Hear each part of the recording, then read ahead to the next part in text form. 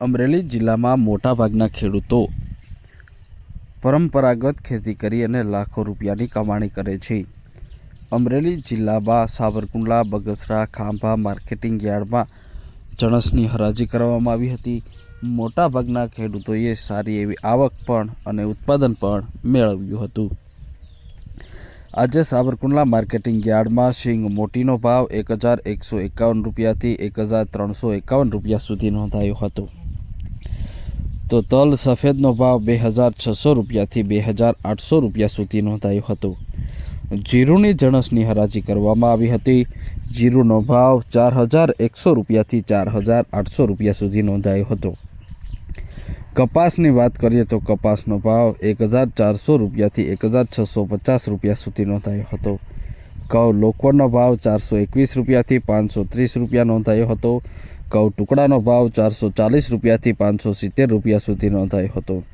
બાજરાનો ભાવ 450થી 537 રૂપિયા સુધી નોંધાયો હતો.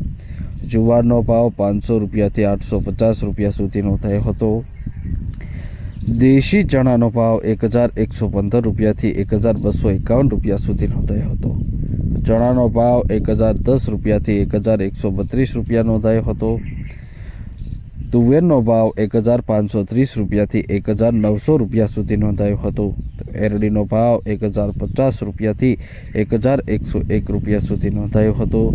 મેથીનો ભાવ 900 રૂપિયાથી 1201 રૂપિયા સુધી નોંધાયો હતો.